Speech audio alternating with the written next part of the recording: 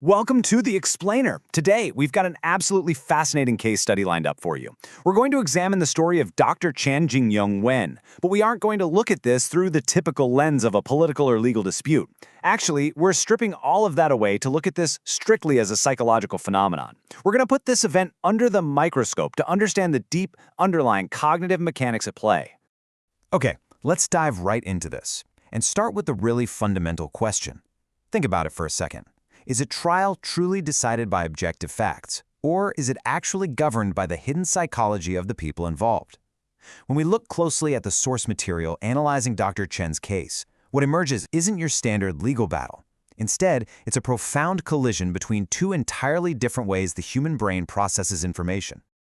Just to ground us, let's quickly run through the objective timeline of events. It's actually pretty wild. Prior to his arrest, Dr. Chen, who's an independent scholar, forwarded some posts on social media.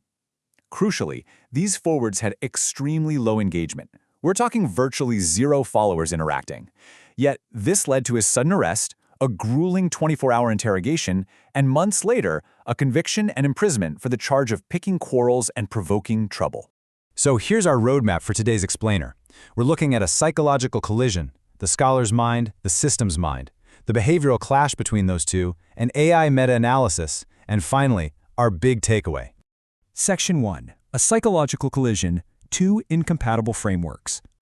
The core thesis drawn from our source material is that this whole event is basically a textbook example of a structural collision between cognitive schemas. But, what exactly does that mean?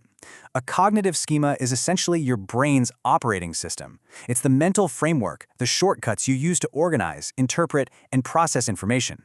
When two people, or in this specific case, a person and a massive institution, have completely incompatible schemas, it results in a huge structural disconnect. They aren't just disagreeing on the facts. They are literally processing reality in two completely different languages. Section 2. The scholar's mind, complexity and resilience. Let's first examine Dr. Chen's cognitive operating system to understand exactly how he processed the world around him. Now, what's really interesting here is how perfectly his psychology maps to that of a pure academic. Dr. Chen exhibited incredibly high cognitive complexity. He viewed his social media posts not as personal endorsements, but as academic information gathering. He possessed what psychologists call epistemic humility. He actively acknowledged human cognitive limits. He even referenced Plato's allegory of the cave to describe his own search for truth. He was intrinsically motivated by knowledge, and he scored very high on the personality trait of openness to experience, meaning he had a huge tolerance for ambiguity and novel ideas. When most of us are subjected to extreme stress, like a sudden arrest and imprisonment, we usually hit that fight, flight, or freeze response. But Dr. Chen, he utilized a highly mature psychological defense mechanism called sublimation.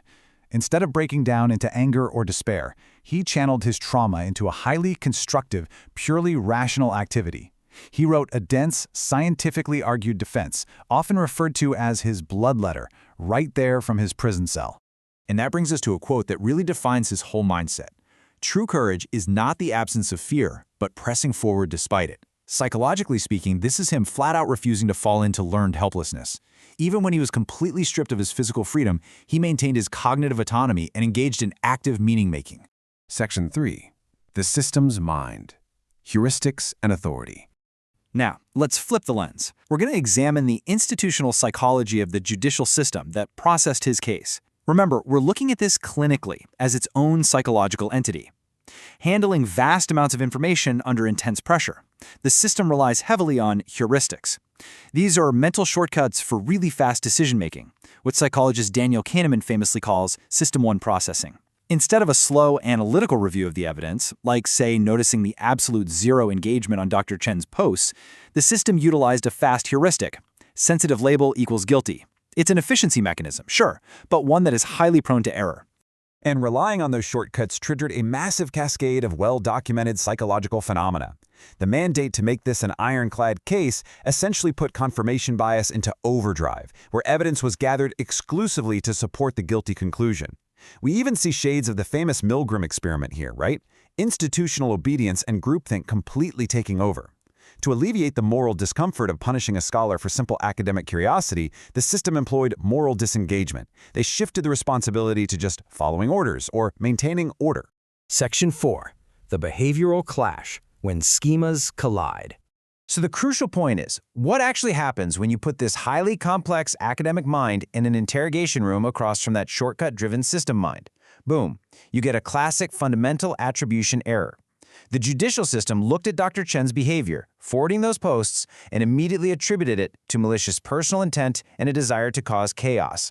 They completely ignored the situational factors, the fact that he's a researcher collecting data, and that the posts generated zero public reaction. They just assumed his high education meant he must have known he was causing harm, rather than seeing his actions as harmless academic archiving. When you put these two cognitive approaches side by side, the tragic disconnect is just glaring. The scholar operates with high cognitive complexity. He tolerates ambiguity. The system, on the other hand, demands categorical processing, binary classification, guilty or not guilty, and absolute certainty. Because of this structural mismatch, Dr. Chen's epistemic humility, his academic stance that truth is complex and requires deep questioning, was fundamentally misinterpreted by the system's rigid framework. They saw it as attitude resistance and a stubborn refusal to confess. Section 5. The AI Meta-Analysis. 6 Machine Perspectives. Let's look at how this builds into a much wider analytical consensus. In our sources, there's this fascinating meta-analysis where 6 different AI large language models were tasked with independently analyzing this exact cognitive collision. And the results? Truly striking. Each AI took a different analytical lens. For instance, Gemini looked at it through system science, concluding that Dr. Chen's low follower posts were harmless system noise that could never disrupt a robust society. DeepSeek treated the complete lack of public reaction to the posts as a natural experiment that actively falsified the claim of public disruption. Meanwhile, ChatGPT and Copilot focused heavily on the lack of procedural rigor and concrete evidence. And this brilliantly illustrates the core issue here. Despite taking 6 completely different perspectives, literally every single AI model arrived at the exact same conclusion. They all identified that the system relied on qualitative labeling, basically giving something a bad name, rather than objective empirical proof of actual damage. The universal consensus from the machines was that human heuristic cognitive shortcuts completely displaced evidence-based procedural reality. Section 6. The final takeaway: protecting systems from bias. As we wrap up today's explainer, let's really distill what this psychological deep dive has revealed about human behavior and institutional structures. Ultimately, the case of Dr. Chen Jingyuan gives us a microscopic view of a grand structural collision. It's the ultimate friction point between an individual's scientific tolerance for uncertainty and an institution's mechanical demand for absolute certainty. When human cognitive limits, inherent biases, and the overwhelming need for fast decisions aren't properly calibrated within a powerful system, the system's simplification overrides actual reality. Which leaves us with this final, provocative thought. We know human cognition is flawed, right? We're naturally prone to shortcuts, biases, and blind spots.